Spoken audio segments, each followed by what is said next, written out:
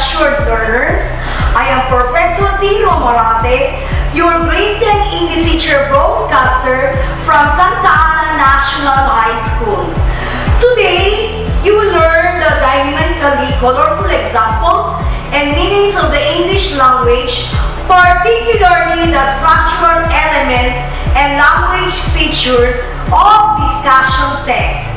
You will be able to write and present arguments on familiar issues and learning them accordingly in this lesson, as we are going to learn the key structural elements and language features of discussion text. And you are going to write a discussion text on a familiar issue. This module will provide you with exciting and meaningful opportunities for guided independent learning at your own pace and time. Are you ready for the thrill today? If you are, get your English 10 Quarter 2 Module 5 now, and let's start the fun learning. Let us all find out how familiar you are with some key important ideas that you will accustom to within this module. So in your module, I'm sure you will read 15 sentences with questions. So you answer that and be sure that you will analyze every statement that you're going to answer. Next, let's go to activity 1. The title of activity 1 is Name It. Observe how discussion text is structured. Read the identified parts of discussion text below. Use the following words to fill in the blanks. So you have there argument for, argument against, you have the introduction, and the conclusion. So you have there the topic. The title of the topic is Should Educators Give Homework? So you have to answer this activity. So the activity is, there is a diagram. So you are going to fill out the diagram by explaining the structural elements and language features present in the discussion text. The goal here is to learn key concepts of this text. So carefully read the details provided and be ready for the next activity. So this is now our discussion text. Looking at the text, it is divided into structure and the language features. So you have there the introduction. Next, we have use of evaluative language. Then prior to that, we have the arguments for, the arguments against. You have there the connective which shows addition. The use of modal verbs to show ability or recommendation. You have corrective that shows illustration. And the connective that shows emphasis. So this is the first part here, is more on the arguments, and these are the language structure. Then we end up with the conclusion. As seen in the sample given, a discussion text generally begins with an introduction about the topic, followed by the topic sentence. It then followed by presenting the statements for arguments and for against arguments. Arguments for both sides are backed with pieces of evidence. The discussion text ends with a summary and opinion recommendation. The purpose of a discussion text is to present arguments, analyze, interpret, and evaluate information from contradictory viewpoints. Let us now move on to the next language features of discussion text. So we have here sample topics like should schools provide free meal to students, the advantages and disadvantages of staying on campus. So you have to follow the features on generalized participants, the variety of word types that you are going to use, the use of passive voice, and of course the abstraction. The next is is the connectives associated with reasoning, the use of models, and the next is you have to analyze the 8 parts. You will be able to analyze our text. Let us now find out how well you understood our discussion. In this section, you will answer the activity by researching for information to support your points. A piece of reminder, my students, in every activity, always read the directions and carefully follow the instructions. Are you now ready? Let's do this. So you have here an example of an activity. The title is, should children and senior citizens be prohibited from going out of their house during the community quarantine? And the next is, we will use this rubric in grading your work. So, according to our rubric, you have to find out how well is the content. So, the structure, you have there the text organization, and of course, you are rated according to the language features, and you will be graded according to is it clearly evident, or it lacks evidence. Were you able to answer the question? Great job, class! So, there are possible answers that are given to you in your module. Please read that carefully. Now that the key features of discussion text are clear to you, complete the activity below and let us practice more. So you are going to provide supporting details and evidence to elaborate on both sides of the argument. Then give your conclusions or recommendation about the issue.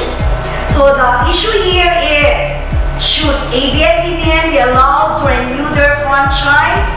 So your activity is to provide for arguments, and the next is you're going to give your conclusion.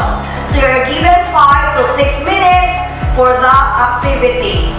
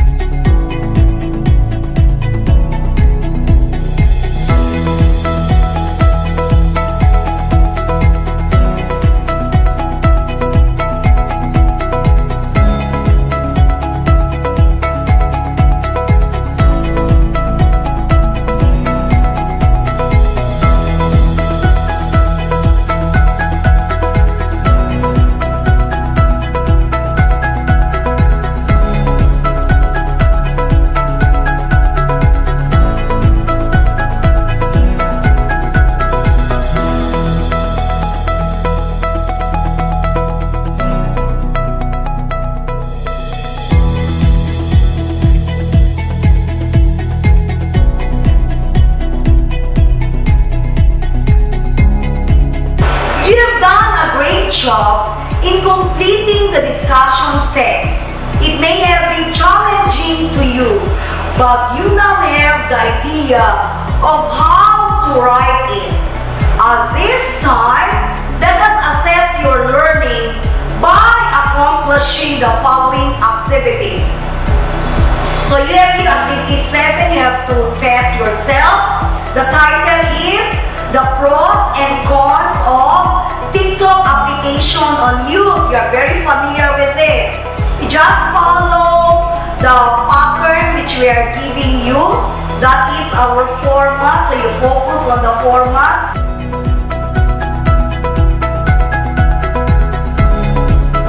We will still follow the same rubric used earlier in checking your answers. The rubric is already given to you a while ago. Okay, excellent job learners. I'm sure you are doing well. So, that is our lesson for today. I know that you have enjoyed.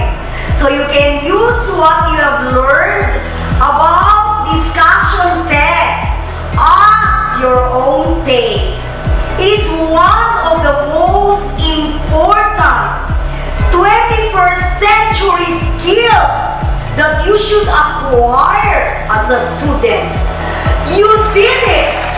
You have now gained a deep understanding of the relevant competencies which you must attain. Congratulations! Keep it up, learners! Remember, the beautiful thing about learning is that nobody can take it away from you. Those students who develop the ability to continuously acquire new and better forms of knowledge that they can apply to their lives will be the movers and shakers in our society for the indefinite future. I'm expecting to see you all in our next lesson. This has been Perfecto Tiro Marate, your grade 10 English teacher broadcaster from Santa Ana National High School.